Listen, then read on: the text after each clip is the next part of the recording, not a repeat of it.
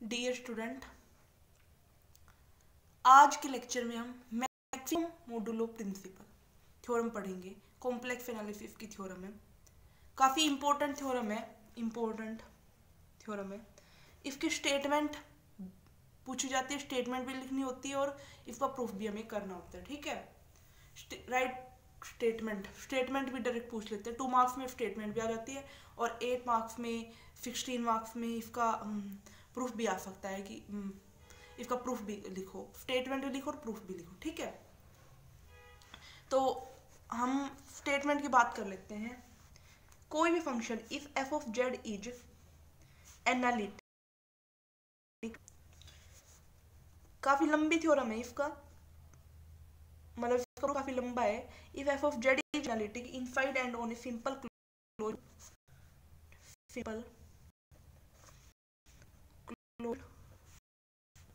curve phi and is identically equal to a student, then the maximum value of f of z का mode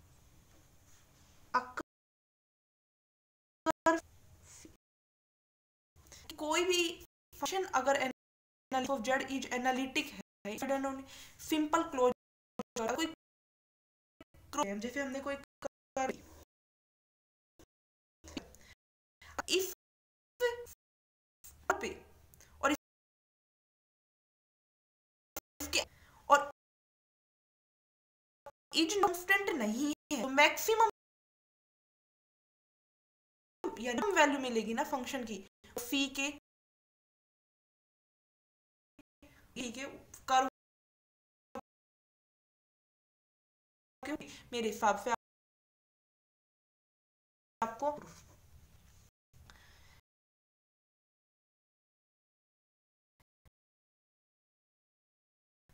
analytic है।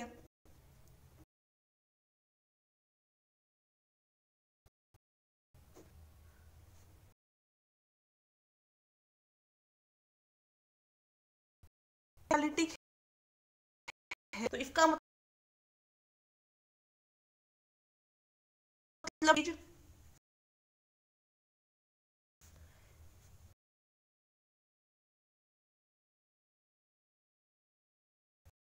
ठीक है, वो हमारे पास क्या कि जो मॉडुलस की वैल्यू है वो एक फंक्शन जो है वो मैक्सिमम वैल्यू रखेगा। अगर कंटिन्यूस है ये तो इसका मतलब फंक्शन क्या होगा, फंक्शन का मॉडुलस जो है डज है मैक्सिमम वैल्यू, है मैक्सिमम वैल्यू। और वो जो मैक्सिमम वैल्यू होगी ना वो क्या होगी, m for at least one value of z inside और ऑन फी के ऊपर और फी के अंदर फंक्शन जो है मैक्सिमम वैल्यू रखेगा। हम ये अगर फंक्शन कंटिन्यूअस है तो हम इतना मान के चल रहे हैं। ठीक है, अब हमने सपोज कर लिया कि जो फंक्शन है ना वो मैक्सिमम वैल्यू रखता है, वो बाउंड्री पे नहीं रखता, इंटीरियर पॉइंट पे रखता है। फॉर दिस मैक्सिमम वैल्यू, अब ऐसे लिख रहे हैं maximum value is not attain. हम अपोजिट मतलब जैसे हमें प्रूव करना है कि भाई मैक्सिमम वैल्यू क्या होगी, उन बाउंड्री के ऊपर होगी, तो हम इसके कॉन्ट्रेरी मान के चल रहे हैं कि this maximum value is not attain on the boundary, attend on the boundary पे अगर नहीं है और फी की अगर बाउंड्री पे नहीं है, हम ये मान के चल रहे हैं कि फी की बाउंड्री पे नहीं है, but it is attained an interior point, it attained at an interior point पे होगा, interior point A interior point के ऊपर मैक्सिमम वैल्यू अटेंड होगी। और जो ए जो पॉइंट है वो हम यहाँ पे मान के चल रहे हैं, कहीं हमने ए पॉइंट ले लिया, उस पर मैक्सिमम वैल्यू अटेन होगी। ठीक है, तो इसका मतलब क्या होगा, फॉर दैट कि एफ ऑफ ए अगर मैक्सिमम वैल्यू होगी, और मैक्सिमम वैल्यू हम एम मान के चल रहे हैं भाई, इंटीरियर पॉइंट पे हम मान के चल रहे हैं कि मैक्सिमम वैल्यू होगी। हमने तो नहीं कहा, हम कॉन्ट्रेरी मान के चल रहे हैं, क्योंकि हमें मैक्सिमम वैल्यू कहाँ प्रूव करनी है कि भाई बाउंड्री पे होगी, तो हम इंटीरियर मान के चल रहे हैं, इंटीरियर मान के चल रहे हैं तो मैक्सिमम वैल्यू होगी एम। ठीक है, एम मैक्सिमम वैल्यू होगी। अब देखो फंक्शन क्या है, कांस्टेंट नहीं है, गिवन है not identical equal to constant, मतलब कांस्टेंट तो नहीं है, तो फंक्शन क्या है, not a constant function, constant नहीं है। तो इसका मतलब एक पॉइंट ऐसा एग्जिस्ट करेगा, there must be a point B एक पॉइंट ऐसा एग्जिस्ट करेगा। देखो बी हमने यहाँ पे कोई पॉइंट ले लिया, बी पॉइंट एग्जिस्ट करेगा सच दैट कि बी पे वैल्यू जो है वो मैक्सिमम से कम होगी। भाई देखो हमें पता है मैक्सिमम वैल्यू तो एक ही पॉइंट पे मिलेगी, ऐसे थोड़ी ना कि बहुत सारे पॉइंट पे मैक्सिमम वैल्यू मिल रही है। एक पॉइंट पे हमने मान लिया कि ए पे मैक्सिमम है, तो इसका मतलब दूसरा जो पॉइंट मिलेगा उस पर एम से तो कम ही होगी, मैक्सिमम से तो कम ही होगी ना, तो मैक्सिमम से कम ले लिया हमने, बी जो पॉइंट है उस पर मैक्सिमम से कम वैल्यू है। ठीक है, अब हम एक सर्कल ड्रॉ कर रहे हैं, ड्रॉ ए सर्कल φ1, हमने एक सर्कल ड्रॉ किया φ1, ये लो φ1। ठीक है, इनसाइड फी के अंदर हमने एक φ1 सर्कल ड्रॉ किया, उसका सेंटर क्या है, φ1 सर्कल का सेंटर है एट ए, सच दैट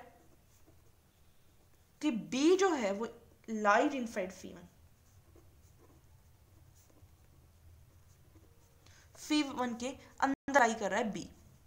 हमारी ये जो है वो एजम्पशंस है कि हमने एक सर्कल ड्रॉ किया है φ1, फी के अंदर हमने एक सर्कल ड्रॉ किया है φ1, और उसका सेंटर जो है वो ए है, और वो जो बी पॉइंट है वो φ1 के अंदर है। ठीक है, तो हम टेक करके चल रहे हैं कि एप्सिलॉन जो है वो m माइनस एफ ए का मोड है, अगर एफ बी का, सॉरी, क्योंकि हम तो ये लेके चल रहे हैं ना कि भाई एफ ऑफ बी जो है उसका मॉडुलस लेस देन, यहाँ पे देखिए आपको क्लियर विजिबिलिटी, आई थिंक आपको अब क्लियर विजिबिलिटी होगी। देखो कि एफ ऑफ बी का मॉडुलस जो है वो लेस देन एम है, तो इसका मतलब क्या होगा, एफ ऑफ बी जो है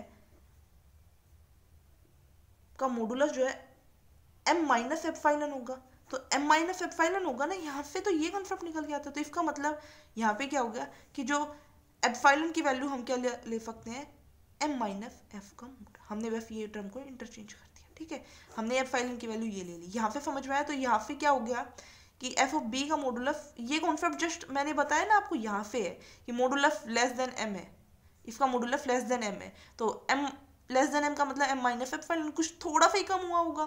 ठीक है, ये ले लिया, तो यहाँ पे क्या हो गया मॉडुलस, इसलिए एप्सिलॉन की वैल्यू हमने ये चूज की है, तो एम माइनस एप्सिलॉन, जहाँ पे एप्सिलॉन पॉजिटिव तो है। ठीक है, अब कंटिन्यूटी थ्योरम अप्लाई करते हैं भाई, कंटिन्यूटी ऑफ एफ जेड की कंटिन्यूटी पे एट बी पे हम एक डेल्टा ग्रेटर देन लेते हैं सच दैट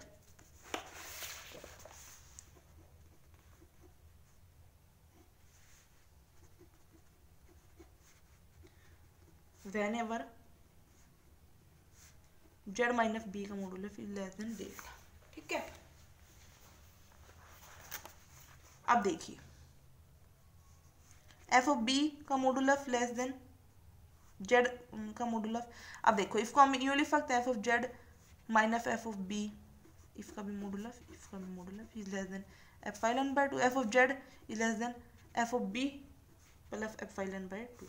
अब हमें ये एफ ऑफ बी क्या है, हमारे पास एफ ऑफ बी क्या है, एम माइनस एप्सिलॉन, तो यहाँ पे एफ ऑफ बी की वैल्यू रख दिया M minus epsilon plus epsilon by 2, M minus epsilon by 2। तो इसका मतलब क्या हो गया कि एफ ऑफ जेड का मॉडुलस जो है less than M minus epsilon by 2 for all points interior to the circle φ2।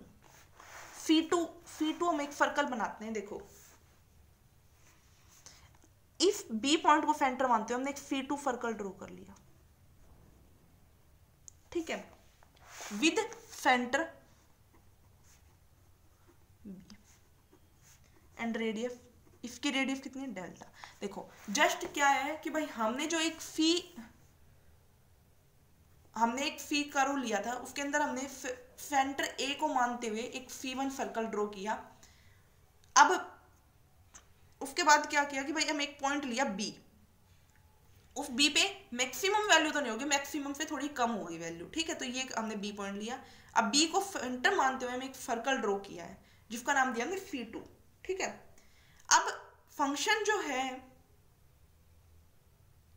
Function हम कह रहे हैं कि फंक्शन कंटिन्यूअस है, सॉरी कंटिन्यूअस बोल रहे हैं ना, कंटिन्यूअस है इनसाइड एंड ऑन फी, तो इसका मतलब कंटिन्यूअस है, तो इसका मतलब जो फंक्शन है वो कंटिन्यूअस होगा ना, एट बी पे भी तो कंटिन्यूअस होगा। जब ये inside and on fee continuous है तो बी पे भी कंटिन्यूअस होगा, कंटिन्यूटी की डेफिनेशन अप्लाई की है, ठीक है। अब हम एक C3 सर्कल ड्रॉ कर रहे हैं, C3 सर्कल ए को सेंटर मानते हुए C3 circle. Now draw a circle, another circle C3 with centre at A पे सेंटर मानते हुए हमने एक C3 सर्कल ड्रॉ किया है जो कि बी पॉइंट से पास कर रहा है, which passes through point B से पास कर रहा है।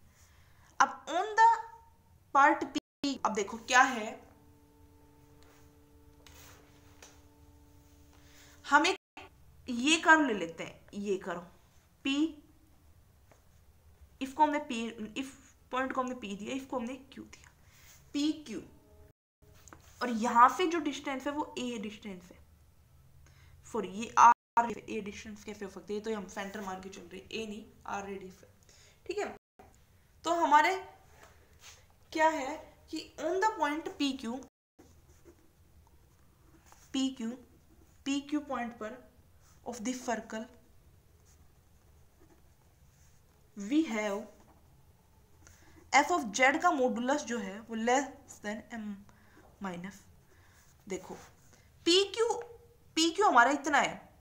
अब हमने क्या बोला था कि for all interior point two the circle C2 के सभी अंदर के पॉइंट्स पर जो है ये कंडीशन सेटिस्फाइड है। हम ये बोल के गए ना अभी कि भाई सभी C2 के पॉइंट्स पर ये कंडीशन सेटिस्फाइड है, तो ये जो PQ है ये इसी के अंदर है, तो है C2 के अंदर ही तो है, तो इसका मतलब इसके लिए ही कंडीशन सेटिस्फाइड है।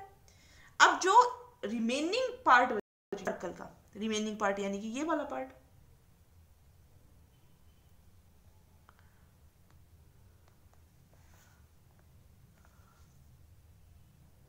सॉरी हम C3 सर्कल की बात कर रहे हैं ना, तो ये वाली तो हमारी यहाँ से कंडीशन सेटिस्फाइड होगी, बाकी रिमेनिंग पार्ट मतलब ये वाला सारा पार्ट, ये वाली चीज आपको समझ आ रही है। हम C3 सर्कल के ऊपर बात कर रहे हैं सिर्फ और सिर्फ।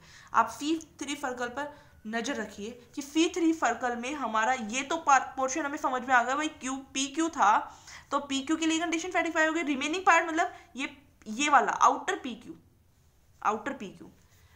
PQ के लिए हमारे पास क्या कंडीशन सेटिस्फाई होगी, on the remaining part of this circle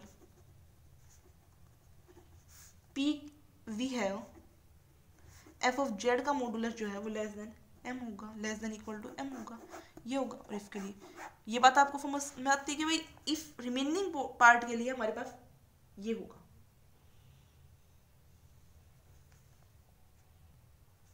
अब हम क्या करेंगे, अब हम कोची इंटीग्रल फॉर्मूला अप्लाई करेंगे। मैं कोची इंटीग्रल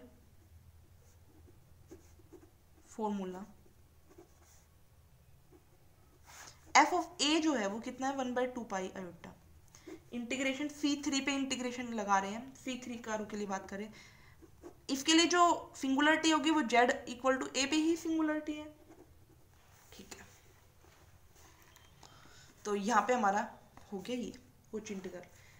अब देखो z माइनस a क्या है r, z माइनस a का मॉडुलस किसके इक्वल है r, ठीक है। तो इसका मतलब z minus a equal to r e की पावर अल्टा theta on C3, so that f of a किसके इक्वल है 1/2 पाई अल्टा इंटीग्रेशन अब ये क्या है, पूरा इंटीग्रेशन C3 पे है तो ये सर्कल है, सर्कल की लिमिट क्या हो जाएगी 0 to 2 पाई। एफ जेड की वैल्यू कितनी है, जेड की वैल्यू होगी ए प्लस आर ई की पावर अल्टा थीटा, ए प्लस आर ई की पावर। अब यहाँ पे जेड माइनस ए की वैल्यू आर ई की पावर अल्टा थीटा, और फिर हमारे पास डी जेड क्या हो जाएगा आयोटा आर ई की पावर अल्टा थीटा, आयोटा आर ई की पावर अल्टा थीटा इंटू डी थीटा। ठीक है, तो यहाँ से आर ई की पावर अल्टा थीटा से आर ई की पावर अल्टा थीटा कट गया, यहाँ पे बचा आयोटा, आयोटा से ये आयोटा कट गया। ठीक है, ये आयोटा से आयोटा कट गया, आर ई की पावर अल्टा थीटा से आर ई की पावर अल्टा थीटा कट गया, ध्यान नहीं दिया, दिखाई दे रहा है अब आपको।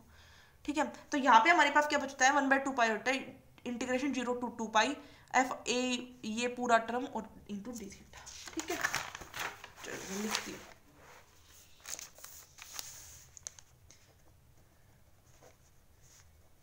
F theta into D theta. ठीक है, अगर हम थीटा को मेजर हम करते हैं काउंटर क्लॉकवाइज फ्रॉम ओ से, यहाँ पे हमने ओ, यहाँ पे क्या कर रखा है, थोड़ा सा समझिए इस बात को। ये जो पॉइंट है इससे यहाँ ऐसे हम वो बना लेते हैं, जैसे क्लियर विजिबल हो रहा होगा आपको, ये एक हमने एंगल बना लेते हैं अल्फा, इस एंगल को नाम दे दिया। ठीक है, ये देखो पी ए और क्यू, तो यहाँ पे हमने एक एंगल बना लिया। तो अगर हम काउंटर क्लॉकवाइज यानी कि एंटी क्लॉकवाइज डायरेक्शन में हम मेजर करते हैं, अब यहाँ पे जो पी ओ क्यू, इस पॉइंट को जो ए सेंटर था इसको हमने ओ नाम दे दिया, पी ओ क्यू।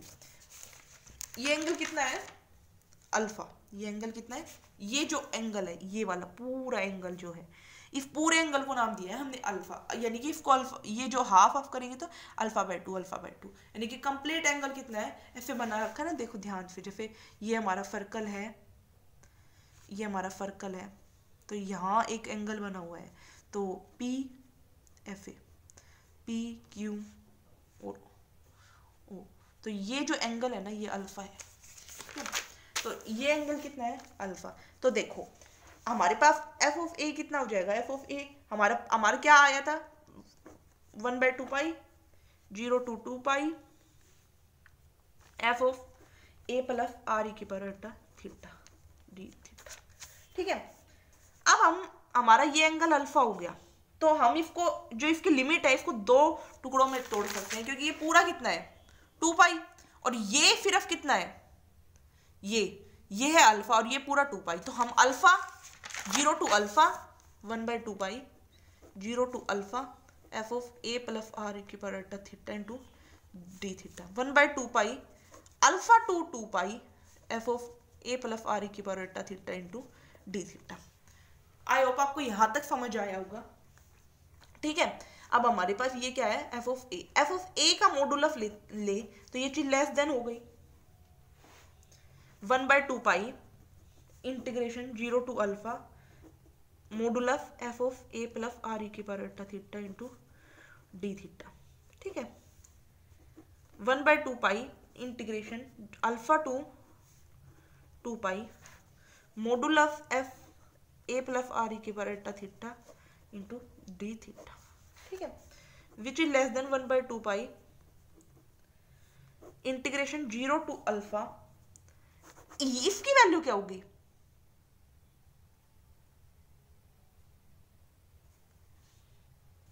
देखो हमने क्या किया था इफ रीजन में, सिर्फ इफ रीजन में, इफ पोर्शन में पी क्यू में क्या कहा था कि फंक्शन जो है वो less than equal to m minus epsilon आएगा पी क्यू रीजन में। पी क्यू से बाहर यानी कि आउटर पी क्यू में हमने क्या कहा था कि फंक्शन की value less than equal to m आएगी। तो ये जो फंक्शन की वैल्यू है less than m minus epsilon होगी पी क्यू पर, बाउंड्री पर, पी क्यू से बाहर, मतलब इफ पी क्यू बाउंड्री से इधर के एरिया में, तो इसकी value less than equal to m होगी। तो यहाँ पे देखिए 0 to अल्फा में हमारे पास फंक्शन की होगी m minus epsilon into D theta 1/2 pi alpha to 2 pi m into D theta. तो यहाँ पे क्या होगा, अल्फा इफ, अब देखो ये m minus epsilon by 2 constant, इसको हम बाहर ले लिया 1/2 पाई, ठीक है। अब हमने डी थीटा का एफ लिखेंगे, D theta integration 0 to alpha, इसकी वैल्यू क्या आएगी भाई, इंटीग्रेशन डिफरेंशिएशन कैंसिल, तो थीटा और 0 टू अल्फा, तो अल्फा आ गई, तो यहाँ पे हमने अल्फा लिख दिया प्लस 1/2 पाई। अब सेम कॉन्सेप्ट m/2 पाई, m कॉन्स्टेंट था बाहर आ गया, डिफरेंशिएशन इंटीग्रेशन कैंसिल, थीटा से थीटा की लिमिट अल्फा से 2 पाई, ठीक है। अब यहाँ पे क्या होगा, alpha by 2 pi m minus epsilon by 2, और यहाँ m/2 पाई 2 पाई माइनस अल्फा। अब देखो इसको फोल्ड करो, m alpha by 2 pi minus, यहाँ पे 2 से 2 कट गया, पाई से पाई कट गया, यहाँ पे आ गया m minus m alpha by 2 पाई, यहाँ पे ये कट गया। अब यहाँ पे क्या आ गया, m minus epsilon by 2। Sorry मैंने कुछ मिस्टेक कर दिया, देखिए मिस्टेक कहाँ पे हुआ है, मिस्टेक हुआ है यहाँ पे अल्फा, इसके अंदर मल्टीप्लाई नहीं किया, अल्फा एप्सिलॉन बाय 4 पाई, तो अल्फा एप्सिलॉन बाय 4 पाई बचेगा, ठीक है।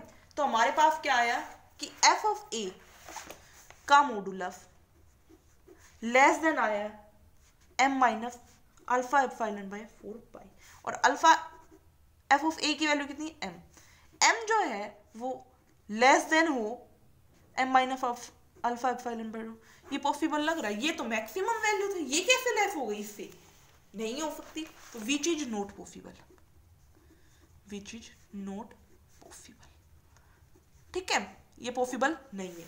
तो इसका मतलब देखो हमने जो मैक्सिमम वैल्यू मानी थी वो किस पे मानी थी, देखो हमने यहाँ पे बोला था suppose this maximum value not attain on the boundary of C, हमने माना था कि बाउंड्री सी पर मैक्सिमम वैल्यू अटेन नहीं होगी, तो but it is attained an interior point A पे इंटीरियर वैल्यू हमने अटेंड की थी इंटीरियर पॉइंट पे, ठीक है। बट यहाँ पे हमारा कॉन्ट्राडिक्टरी रिजल्ट आ गया, इसका मतलब जो मैक्सिमम वैल्यू होगी वो ए पॉइंट पर अटेन नहीं होगी, मैक्सिमम वैल्यू कहाँ पे अटेन होगी, इंटीरियर पॉइंट ए पे अटेन नहीं होगी, मैक्सिमम वैल्यू जो है बाउंड्री पे अटेन होगी। इसका मतलब ये इंटीरियर पॉइंट पे तो अटेन नहीं होगी, बाउंड्री पे अटेन होगी, क्योंकि मैक्सिमम वैल्यू तो बाउंड्री पे होगी, इंटीरियर पे हमने प्रूव कर दिया कि भाई इंटीरियर पे अटेन नहीं होगी, तो इसका मतलब बाउंड्री पे मैक्सिमम वैल्यू अटेन होगी, कब, अगर फंक्शन वेरिएबल है तो, मतलब अगर function not equal to the constant है तो फंक्शन की मैक्सिमम वैल्यू किस पे होगी, बाउंड्री पे अटेन होगी। तो आई होप आपको मैक्सिमम मॉड्यूलर प्रिंसिपल समझ में आया होगा। अगर आपको कोई भी क्वेरी आती है तो आप लोग प्लीज़ मुझे कमेंट करके बताइए कि आप लोगों को कौन से पॉइंट में दिक्कत आई, क्योंकि मैं मतलब ये वेट करती हूँ कि भाई आप लोग कुछ प्रॉब्लम्स वगैरह मुझे शेयर करें, जिससे मतलब मुझे पता चले कि क्या मेरे कौन से पॉइंट में आपको कमी लगी, कौन से में नहीं लगी। Thank you for watching my video, if you like my video subscribe my YouTube channel. आप लोग सब्सक्राइब नहीं करते हो, आप सब्सक्राइब किया करो, अगर अच्छा लगता है तो सब्सक्राइब करो, ताकि जब भी कोई न्यू वीडियो आए तो आपको सबसे पहले उसकी नोटिफिकेशन मिल जाए।